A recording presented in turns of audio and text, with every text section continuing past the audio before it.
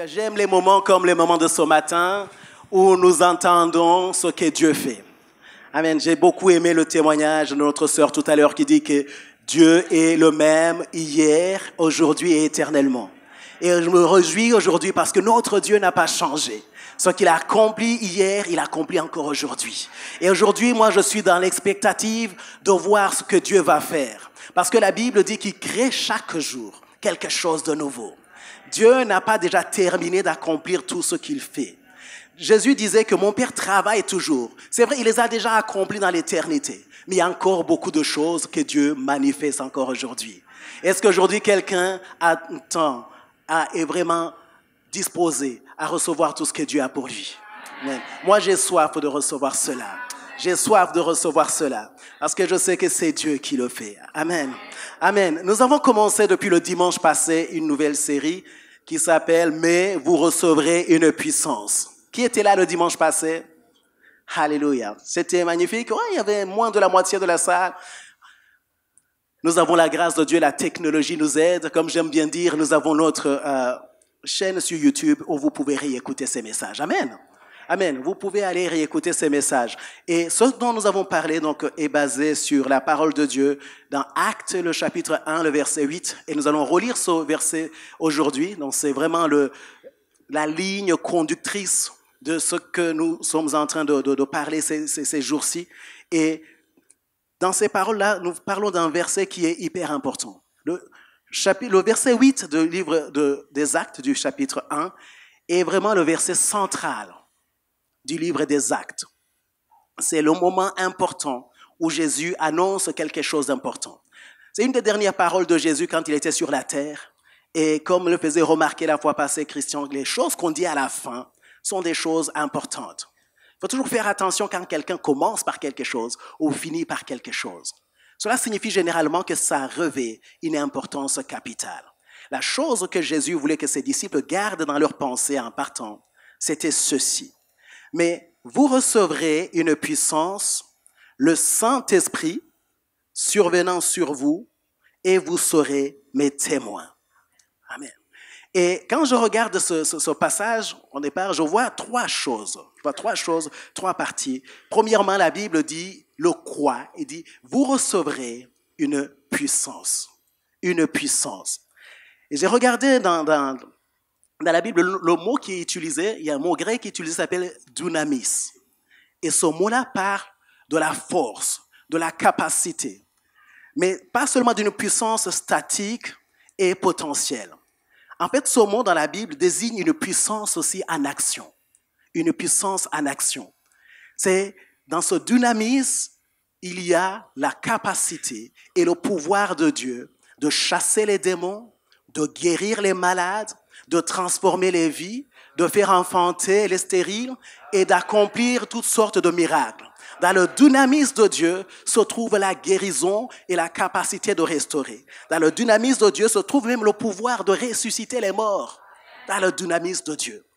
Et c'est de cela dont Jésus parle. Il dit, vous recevrez une puissance, une telle capacité, pouvant transformer les choses, pouvant faire susciter la vie là où la mort régnait. Ce dynamisme, c'est ce que vous allez recevoir. Et comment vont-ils recevoir cela? Le Saint-Esprit survenant sur vous. Et ici, surtout, au lieu de parler du comment, d'un moyen, Jésus lui parle d'abord d'une personne, le Saint-Esprit. Rien de moins que Dieu, le Saint-Esprit, la troisième personne de la Trinité. Dieu a choisi d'envoyer Dieu pour communiquer la puissance. Il envoie Dieu, le Saint-Esprit, leur communiquer la puissance. Vous savez, le Saint-Esprit, parfois nous paraît quelque chose d'étrange et d'éloigné. Le Saint-Esprit est une personne. La Bible nous dit que le Saint-Esprit est Dieu. Et le Saint-Esprit était là depuis le commencement. Quand nous lisons dans le livre de la Genèse, nous voyons qu'au commencement, quand Dieu créa le ciel et la terre, à un moment devint informe et vide. À ce moment-là, le Saint-Esprit se mouvait au-dessus des eaux. Il était déjà là à ce moment-là. Il agissait déjà à ce moment-là. Et le Saint-Esprit, ce même Saint-Esprit-là, est le moyen que Dieu va utiliser pour déverser sa puissance, sa dynamis dans les chrétiens. Et la troisième chose dans ce passage, donc vous recevrez une puissance. Par quel moyen, comment? Par le Saint-Esprit survenant sur vous. Et le pourquoi de cela, c'est vous serez mes témoins à Jérusalem, en Judée, en Samarie et jusqu'aux extrémités de la terre. Le Saint-Esprit, cette puissance n'est pas donnée pour que les croyants puissent dire « Waouh, nous sommes maintenant de super-héros avec de super-pouvoirs ». Non, il est donné afin d'accomplir une mission. La mission d'être des témoins. Pour ceux qui sont de l'Église, qui viennent régulièrement, nous avons commencé aussi une série les jeudis qui parle de témoignage, où nous couvrons surtout cette partie-là, d'être des témoins. Des personnes comme vous et moi expérimentent la puissance de Dieu en témoignant. En témoignant. Et je vous invite à venir nous rejoindre. Cela vous fera du bien et vous fortifiera. Le baptême dans le Saint-Esprit est fait et donné pour que nous puissions être des témoins. Je sais que parfois les personnes se posent la question parce qu'il y a une certaine confusion entre le fait d'avoir le Saint-Esprit et le fait d'être baptisé dans le Saint-Esprit. Le Saint-Esprit, chaque chrétien a le Saint-Esprit qu'il a reçu le jour de la conversion. Parce que c'est le Saint-Esprit qui vient convaincre notre cœur de péché, de justice et de jugement. C'est le Saint-Esprit qui nous permet d'être régénérés et de devenir enfants de Dieu. La Bible même dit que sans le Saint-Esprit, nous ne sommes pas enfants de Dieu. La Bible dit que celui qui n'a pas l'Esprit de Dieu ne lui appartient pas non plus. Donc nous pouvons comprendre dans l'autre sens que celui qui est enfant de Dieu a le Saint-Esprit. A le Saint-Esprit. Cependant, l'expérience dont parle Jésus ici dans le livre des Actes est une expérience différente. Parce que les disciples, à ce moment-là, avaient déjà reçu le Saint-Esprit. Jésus, après la résurrection, avait soufflé sur les disciples et ils avaient reçu le Saint-Esprit dans leur cœur.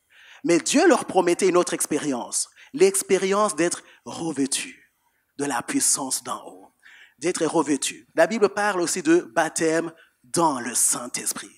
Le mot baptême, qui vient du mot baptizo, signifie immerger. Et le baptême dans le Saint-Esprit signifie littéralement que si le Saint-Esprit était un contenant, nous sommes mis dans le Saint-Esprit du sommet de la tête jusqu'à la plante des pieds, plongés totalement, recouverts jusqu'au-dessus de notre tête par le Saint-Esprit. Et cette expérience-là est celle qui communique la puissance de Dieu. Cette puissance-là qu'on a dit qui accomplit les miracles et les prodiges et qui nous permet d'être des témoins crédibles, des témoins qui ont du poids dans ce qu'ils disent, des témoins qui parlent des choses qu'ils connaissent parce qu'ils ont expérimenté quelque chose de la part de Dieu. Vous savez, le Saint-Esprit est toujours impliqué quand Dieu veut accomplir les choses. Dans tout ce que Dieu fait sur la terre, le Saint-Esprit est dans le coup. Je disais tout à l'heure, quand Dieu créait le ciel et la terre, le Saint-Esprit était déjà là et se mouvait au-dessus des eaux, en train de préparer l'atmosphère propice pour la création, afin d'amener à manifestation la création de Dieu. Quand Marie, la mère de Jésus, est tombée enceinte de Jésus, la Bible nous dit que le Saint-Esprit de Dieu est venu sur lui. Il a dit, le Saint-Esprit viendra sur toi et l'ombre du Très-Haut te couvrira, ce que lui a dit l'ange Gabriel, afin que l'enfant qui naîtra soit l'enfant du Très-Haut. Donc, à la naissance de Jésus, le Saint-Esprit est là. Quand Jésus est baptisé, il sort des eaux du baptême. Le Saint-Esprit, sous une forme corporelle, descend sur Jésus. Et le Père dit, celui-ci est mon Fils bien-aimé. Et la Bible nous dit, même, il faut que je regarde aussi, je crois que c'est dans Romains 8, Paul nous dit que le même Saint-Esprit qui a ressuscité Christ d'entre les morts, pour ressusciter Christ d'entre les morts, le Saint-Esprit de nouveau est entré dans le jeu. Si Dieu accomplit des choses sur la terre, il est certain que là, le Saint-Esprit est là. Et vous ne pouvez rien accomplir, nous ne pouvons rien accomplir devenant de Dieu sans le Saint-Esprit. Parce que tout ce que Dieu fait sur la terre, il le fait au moyen du Saint-Esprit. À ce moment-là, nous réalisons l'importance capitale du Saint-Esprit. Le Saint-Esprit était là à la création. Le Saint-Esprit était là aussi à la naissance de l'Église, au jour de la Pentecôte. Le Saint-Esprit. Une personne importante que nous devons considérer. Et nous avons réellement besoin. Dont nous avons réellement besoin. Ce matin, j'aimerais bien juste partager 2 points, 2 conditions essentielles pour recevoir. 2 conditions essentielles pour recevoir le Saint-Esprit. Et les 2 conditions dont je pense que j'aimerais partager avec vous ce matin, c'est croire Dieu, car sa promesse demeure, et puis désirer ardemment la plénitude. Croire Dieu, car sa promesse dure. Tout à l'heure, on entendait notre sœur en train de parler des promesses de Dieu. Dieu nous a fait des promesses, je ne sais pas à vous, est-ce que quelqu'un ici a reçu une promesse de Dieu? Amen. Plusieurs ont reçu des promesses de Dieu. Et comme ma sœur disait tout à l'heure, Dieu tient à sa promesse. Il observe sa promesse et il amène à manifestation. Et comme disait le livre d'Habakkuk, même si la promesse tarde, attends la promesse de Dieu, parce qu'elle s'accomplira certainement. Et une des promesses que Dieu avait faites dans la Bible concernait le Saint-Esprit. Cette promesse se trouvait dans le livre de Joël, le chapitre 2, versets 28 à 29, et cette promesse dit ceci: « Après cela, je répandrai mon esprit sur toute chair, vos fils et vos filles prophétiseront, vos vieillards auront des songes et vos jeunes gens des visions. Même sur les serviteurs et sur les servantes, dans ces jours-là, je répandrai mon esprit. » Nous sommes dans les derniers temps. Amen. Nous sommes dans les derniers temps. Nous faisons partie de ces temps-là dont parle Joël, dans lesquels Dieu déverse la puissance de son esprit. Il les déverse sur des vieillards, sur des fils, sur des filles, sur tout le monde, sur des jeunes gens, une portion du Saint-Esprit. Et pour recevoir ce Saint-Esprit-là, nous avons besoin de croire que Dieu dit vrai. Vous savez, il y a une différence, une petite différence entre le fait de croire en Dieu et le fait de croire Dieu. Croire en Dieu, c'est ce qui arrive quand nous lui donnons notre vie et nous reconnaissons que c'est le Créateur de toutes choses et nous plaçons notre foi en lui. Et croire Dieu consiste à croire que tout ce que dit sa parole est la vérité. Consiste à reconnaître que quand Dieu dit une chose, il a la capacité de l'accomplir. Croire Dieu, c'est quand tu saisis tout ce que Dieu dit et tu les marques du sceau de la certitude. Parce que assurément, quand Dieu dit quelque chose, il le fait. Et pour recevoir de Dieu, il faut croire Dieu. Dieu a dit, je répandrai de mon esprit. Il n'est pas un homme pour mentir, ni un fils de l'homme pour se repentir. Ce qu'il a dit de sa bouche, il accomplit. Il accomplit. Il accomplit. Vous voyez, quand on regarde, on revient sur les apôtres, Jésus vient de monter au ciel.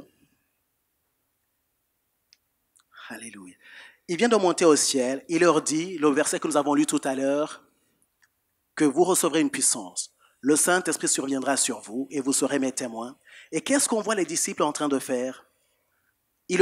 Avant ce verset-là, je retourne un peu en arrière, il leur dit de rester à Jérusalem et d'attendre la promesse de Dieu.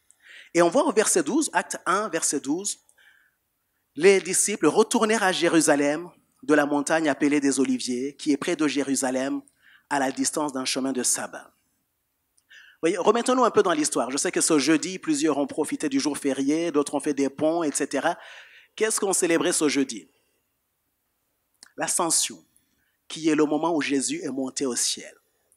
Et le verset que je viens de lire est juste après ce moment de l'ascension. Jésus meurt à la croix, il est enseveli, il ressuscite. Et vous imaginez déjà, les disciples sont déjà très inquiets, ils sont déboussolés, ils ne savent quoi penser quand Jésus est mort. Et puis Jésus ressuscite, mais quelle joie! Ils sont rassurés, ils sont dans la joie. Et la Bible nous dit que Jésus va passer 40 jours avec eux. 40 jours où il leur apparaît et leur enseigne des choses du royaume de Dieu. Et souvent, attendez tout à l'heure, souvent on est très content d'aller dans une retraite de 3 jours, dans une conférence de 5 jours. Mais là, pendant 40 jours, le Seigneur lui-même est en train de leur enseigner. Pendant 40 jours, il leur entretient sur le royaume de Dieu. Et à la fin de ces 40 jours, coup de théâtre, il dit non, il vous est avantageux que je m'en aille. À leur place, je sentirai vraiment un désarroi nouveau. Il dit, je vais partir, mais je vais vous envoyer le Saint-Esprit. Mais pour recevoir ce Saint-Esprit-là, demeurez à Jérusalem. Une des choses que nous devons savoir dans la Bible, c'est que la plupart des disciples et des apôtres de Jésus venaient de la Galilée. Ils n'étaient pas de Jérusalem. Ce n'était pas là chez eux. Déjà, ils avaient déjà passé, ils étaient montés à Jérusalem, ils avaient vu Jésus mourir. Ils avaient peut-être besoin de rentrer chez eux. Ils avaient besoin peut-être d'aller raconter quelque chose à quelqu'un de leur famille ou de leur entourage. Et même la mission dont leur parle Jésus est une mission urgente de parler de lui à toute la création et d'annoncer l'évangile à toutes les nations. Mais il leur demande avant cela de rester à Jérusalem. Et nous voyons que font les disciples à ce moment-là. Ils retournent à Jérusalem. Quand on croit Dieu, on obéit Dieu. Quand on croit Dieu, on obéit à ce que Dieu a dit. Quand Dieu dit de rester à Jérusalem, il reste à Jérusalem. Ils auraient pu dire, mais Dieu est le Seigneur de toute la terre. Si nous rentrons même chez nous, il peut quand même nous trouver là-bas. Mais la demande de Dieu était claire de rester et de retourner à Jérusalem. Et les disciples vont manifester une telle obéissance à la parole de Dieu. Nous devons croire Dieu. Et croire Dieu signifie que quand nous entendons un ordre, un commandement de Dieu, nous le respectons. Croire Dieu aussi consiste à le considérer comme supérieur à nous et à nous humilier sous sa puissance. Quand nous regardons le jour de la Pentecôte, j'aime beaucoup, j'ai emprunté cette phrase, j'avais entendu un pasteur partager cette phrase-là, le pasteur Walter Zanzen, qu'on avait vu récemment, qui faisait remarquer que pour que le Saint-Esprit descende sur les disciples, il fallait que les disciples soient soumis au Saint-Esprit. Ils devaient juste être en dessous pour que le Saint-Esprit puisse descendre sur eux. Dans croire Dieu se trouve le fait de se soumettre sous la puissance de Dieu. Les apôtres ont fait cela. Ils ont resté à Jérusalem et ils sont attendus en se soumettant à ce que Dieu leur avait dit.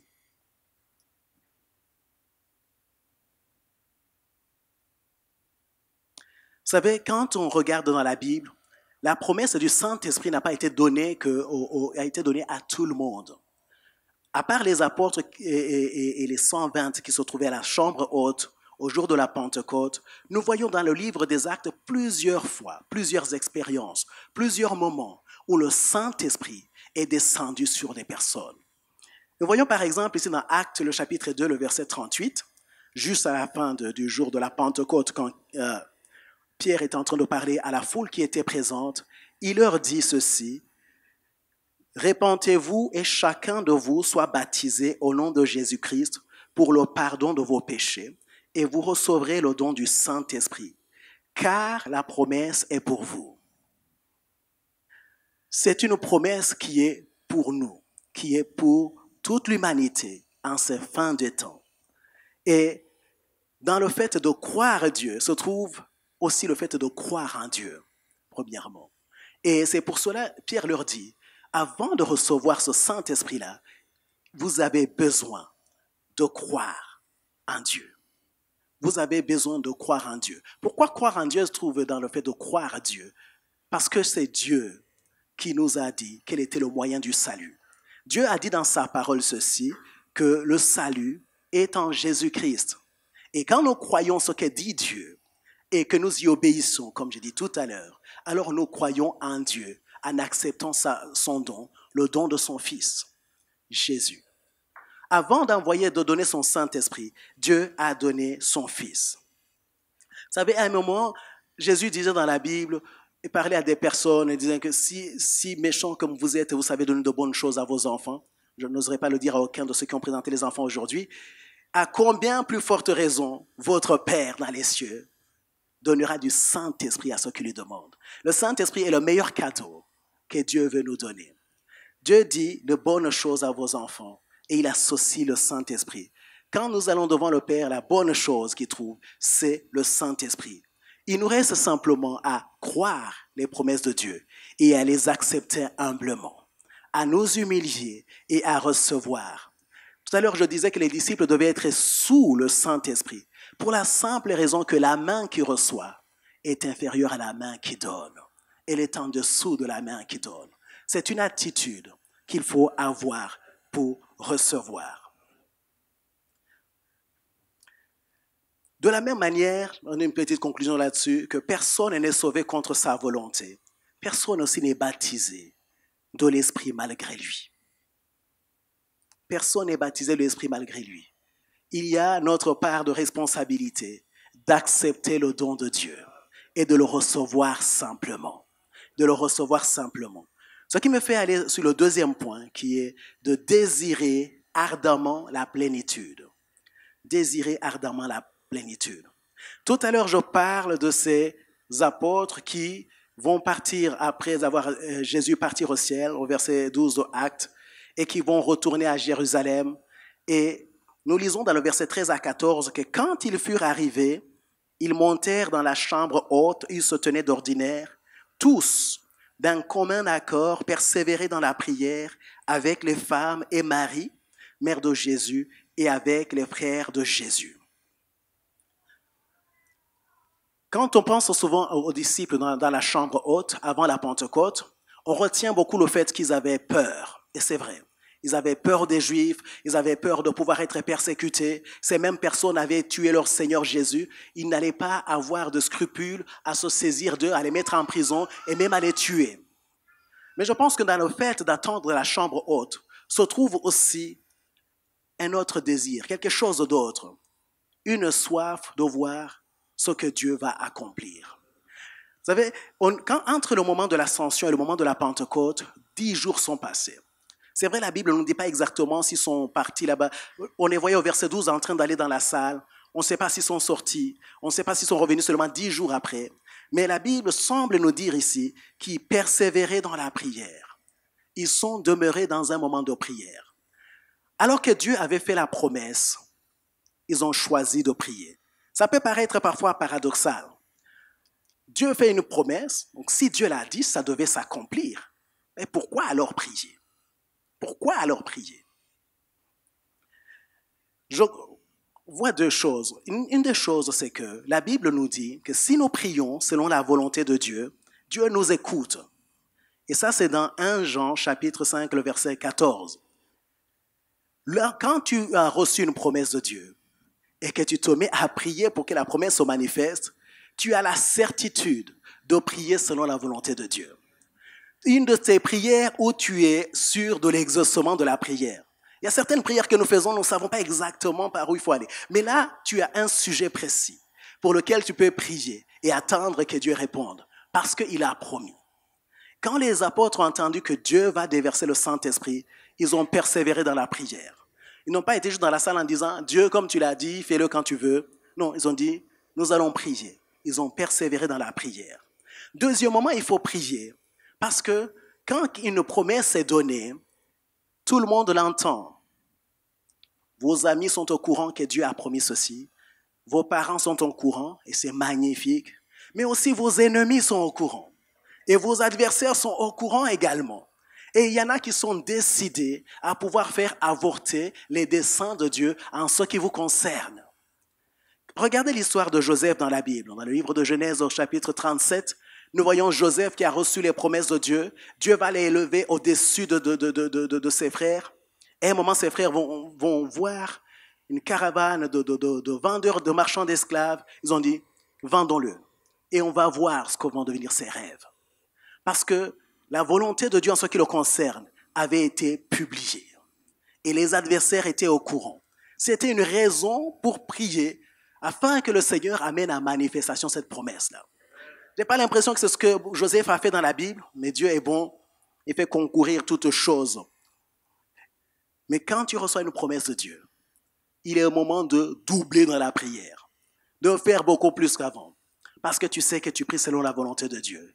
Et surtout parce que tu sais qu'il y a un ennemi qui est décidé, qui dit, ah, Dieu a dit ceci, il dit, c'est ce que nous allons voir. Je vais me mettre là aussi. La prière fait agir la main de Dieu. La prière fait bouger la main de Dieu. Les apôtres vont aller dans la chambre haute et ils vont y rester dans la prière parce qu'ils avaient soif de recevoir de la part de Dieu. Soif de recevoir de la part de Dieu. Et j'ai mis une petite photo, une image d'un verre. pense que c'est à part là tout le monde. Quand nous avons soif, nous prenons notre verre et nous allons chercher de quoi boire, n'est-ce pas? Un verre. Mais après ce verre, je mets une petite comparaison. Un bouchon de bouteille. D'habitude, cet objet-là n'est pas utilisé pour boire. Pas forcément. Mais ça pourrait le servir également. Ok? Ça pourrait être le cas. Vous savez, quand nous venons dans la présence de Dieu, quand nous nous attendons à des choses de Dieu, la taille de notre soif, la taille du récipient que nous présentons devant Dieu est hyper importante. Est hyper importante.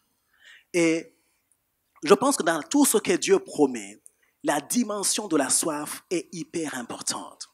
Le fait de désirer des choses et d'attendre des grandes choses amène Dieu à répondre par rapport à cela, dans la même mesure. Alors, certaines personnes se sont présentées devant Dieu parfois avec ce petit bouchon pour tenter de recevoir quelque chose. Et Dieu qui est bon a très probablement rempli le petit bouchon jusqu'à ce qu'elle déborde. Mais c'était une petite quantité. Amen, c'était une petite quantité. J'ai mis cette image-là parce que j'ai mis une dernière image après. Et cette image après, c'est une image qui m'était venue à un moment où nous étions en train de prier. Et une personne avait l'impression de ne pas recevoir. Avait l'impression que quand tout le monde était en train de vivre la plénitude, quelque chose ne semblait ne pas arriver pour lui. Et j'ai vu une image. Cette personne tenait une coupe de cette taille-là. Il attendait beaucoup du Seigneur. C'est pour cela que ça prenait du temps à remplir. Parce qu'il était venu avec une grande coupe, avec une grande soif. Dieu répond à la soif. Dieu répond à la soif. Alléluia. Parce que la soif, elle détermine ce que tu vas recevoir de Dieu. Parfois, la soif, elle est manifestée par le temps que tu passes dans la prière. La soif se voit également dans la façon dont tu es disposé à prendre un moment de jeûne et de prière. Je parlais avec une sœur récemment, non, je ne parlais pas avec elle, mais parlais ici, et j'étais surpris d'apprendre qu'elle était chrétienne pas depuis si longtemps que cela, et je la voyais accomplir beaucoup de choses avec Dieu. Et j'étais là, waouh, mais comment tu as fait en si peu de temps? Et puis à un moment, le témoignage qui est partagé, il a dit, mais quand j'ai connu le Seigneur, j'ai compris que chacun était créé pour un but. Amen. Et que Dieu avait des projets de paix pour chacun de nos vies. Et qu'il y avait des choses que Dieu avait prévues pour moi. Et quand elle a compris cela, elle a décidé de prendre un temps de jeûne. À votre avis, de combien de jours? 1 jour? 3 jours? 7? 21? 40? Ce qu'elle dit, c'est qu'elle n'a pas précisé de jour. Elle a dit, je vais jeûner jusqu'à ce que Dieu me parle. Je vais jeûner au finish. Que ce soit après un jour qu'il y réponde, ça sera un jour. Que ce soit après 269 jours, ça sera après 269 jours. La soif. Là, c'est une manifestation de la soif. Et quand tu vas voir une telle personne progresser et accomplir des exploits avec Dieu, sache que c'est une question de soif. Ne sois pas jaloux. C'est une question de soif. Dieu va te donner dans la mesure de ta soif. Et la soif, comme la morosité et toutes ces autres choses, la soif peut être aussi contagieuse. Approche-toi des personnes assoiffées, tu deviendras une assoiffée. Approche-toi des personnes qui ont tous les jours en train de chercher et qui sont toujours motivées, qui sont toujours... Ces personnes-là qui sont vraiment bouillonnantes. Et cela va déteindre sur toi. Moi, j'aime cette dimension de désirer les choses de Dieu. Les apôtres sont restés dans la chambre haute aussi longtemps qu'il fallait. Vous savez, Jésus ne leur a pas dit, après 10 jours, vous allez voir, le Saint-Esprit va venir. Non, non, non, non. Il a dit, vous restez à Jérusalem. Jusque quand? Jusqu'à ce que. Jusqu'à ce que. La soif est fait que quand tu viens dans la présence de Dieu, tu ne viens pas de la même façon parce que tu attends ce jour de recevoir quelque chose. La soif fait que quand tu te tiens dans la présence de Dieu, quand tout le monde semble regarder sa montre et se demande quand est-ce que ça termine, toi tu commences à louer, à célébrer et à adorer parce que tu sais que Dieu n'a pas changé. Moi je rêve de voir notre église, cette église-là assoiffée. L'église qui dès que nous entrons le dimanche matin, que le musicien commence à jouer, n'est pas commencé à jouer, tu commences déjà à te connecter à Dieu. Tu lèves les mains au ciel, tu cherches, tu connectes avec Dieu. Pas parce que quelque chose s'est passé, non, parce que tu désires de recevoir. Alléluia. La soif et nous fait ne pas nous préoccuper de notre statut, de celui qui est à gauche ou qui est à droite, et nous fait focaliser à celui qui peut étancher notre soif, Dieu seul. La soif fait que nous sommes prêts à payer le prix de la sainteté, le prix de la prière, le prix du sérieux, parce que nous savons que Dieu répond. La soif et nous fait sous ces choses-là. Si tu veux être rempli du Saint-Esprit, que ce soit pour une première fois ou pour un renouvellement du Saint-Esprit, tu dois manifester la soif de cela. Parce que Dieu ne te forcera pas la main. Dieu ne forcera jamais la main. Jésus disait, dans Jean 7, 37 à 39, le dernier jour, le grand jour de la fête, Jésus se tenant debout, s'écria, « Si quelqu'un a soif, qu'il vienne à moi et qu'il boive. Celui qui croit à moi, des fleuves d'eau vive couleront de son sang, comme dit l'Écriture. » Il dit cela de l'Esprit que devait recevoir ceux qui croiraient en lui. Amen. Ceux qui ont soif, qui viennent à Jésus et qu'ils boivent. Qui viennent, et quelque chose me paraît extraordinaire. Ils viennent à Jésus et ils boivent. Je ne sais pas combien de temps ils y retournent. Je ne sais pas s'ils y vont encore et encore ou une seule fois. Mais Dieu opère un miracle de multiplication. Alors qu'ils sont partis avec la soif et qu'ils ont bu pour étancher la soif, des fleuves d'eau vive coulent de leur sang, des fleuves, des quantités. Je ne sais pas si quelqu'un a déjà bu la quantité d'un fleuve. Je pense que c'est naturellement impossible. Mais qui viennent à Jésus, qu'ils boivent, ils auront la capacité d'avoir des fleuves, une capacité de bénir les autres, d'être une source de bénédiction. D'être une source de bénédiction qui étanche la soif d'autres personnes. Alléluia. Je prie que nous soyons une église assoiffée, qui désire vivre tout ce que Dieu a pour nous. Alléluia. Pour terminer ce matin, j'aimerais bien dire ceci, me rappeler que la promesse que Dieu donne en Joël, le chapitre 2, le verset 28 et 29, de répandre son esprit sur toute chair, est une promesse qui est encore actuelle aujourd'hui. C'est une promesse qui est pour vous et qui est pour moi. Et moi, je crois Dieu. Et ce matin, je choisis de croire à Dieu. Quand il dit « Je répandrai de mon esprit sur toute chair », je crois ce que Dieu dit. Et c'est pour cela, ce matin, je suis disposé à me soumettre et à recevoir, à tendre la main pour recevoir ce que Dieu donne. Et je n'attends pas ces choses de façon désabusée et juste en disant ça serait bien et pas mal. C'est avec une grande soif, une expectative très élevée, parce que Dieu répond à cela. Jésus disait dans Acte 1, le verset 5, il dit « Jean a baptisé d'eau, mais dans peu de jours, vous serez baptisés du Saint-Esprit. » C'est alors que nous sommes en train de cheminer de cette période qui va de l'ascension jusqu'à la Pentecôte. Nous sommes en train, dans cette démarche, quasiment où étaient les disciples à ce moment-là, entendre dans peu de jours, dans peu de temps, dans peu de moments, le Saint-Esprit baptisé. Dans peu de jours, vous serez baptisés du Saint-Esprit. Et quand nous lisons dans la Bible, nous voyons que Dieu est effectivement vrai. Ce qu'il a annoncé à ce moment-là, il a accompli au jour de la Pentecôte. Nous voyons ce jour-là, tous ceux qui étaient rassemblés ont été remplis du Saint-Esprit. Ils attendaient le Saint-Esprit. Et la Bible dit que tous, sans exception, furent remplis du Saint-Esprit. En fait, ils avaient manifesté la soif de leur attente. Pendant 10 jours, ils attendaient. Et tous furent rassasiés à la mesure de leur attente. Parce que Dieu a la capacité de répondre à la mesure de leur attente. Ce matin, j'aimerais encourager une personne à croire Dieu. À croire Dieu. Les promesses que je parle du Saint-Esprit sont réservées aux enfants de Dieu. Ils sont réservés à ceux qui ont fait la paix avec Dieu, qui ont cru Dieu en ce qui concerne le salut. Et ce matin, si cela n'est pas encore ta situation, j'aimerais t'encourager à considérer ceci. Réconcilie-toi avec Dieu.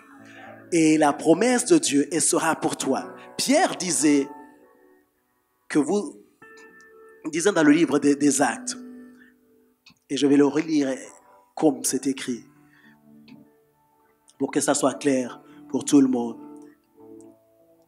Il disait, répentez-vous et que chacun de vous soit baptisé au nom de Jésus-Christ pour le pardon de vos péchés et vous recevrez le don du Saint-Esprit.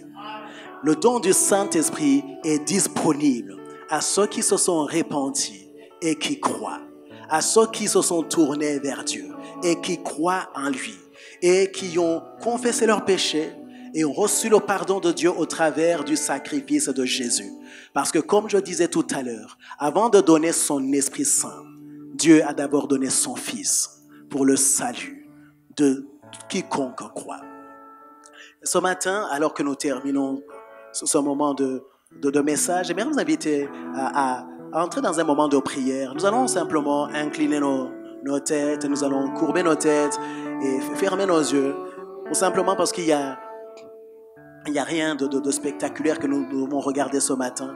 Et j'aimerais donner aujourd'hui une opportunité à quiconque aujourd'hui n'a pas encore fait la paix avec Dieu. Vous savez, la Bible nous dit que Dieu a tellement aimé le monde et qu'il a donné son Fils, afin que quiconque croit en lui ne périsse pas, mais qu'il ait la vie éternelle. Et ce matin, si tu n'as pas encore invité Jésus dans ton cœur comme ton Seigneur et ton Sauveur, et que ce matin tu te dis, écoute, j'aimerais bien recevoir ce don de Dieu du Saint-Esprit, ça semble être une chose qui passionne mon cœur, je sens une soif monter dans mon cœur à ce sujet-là.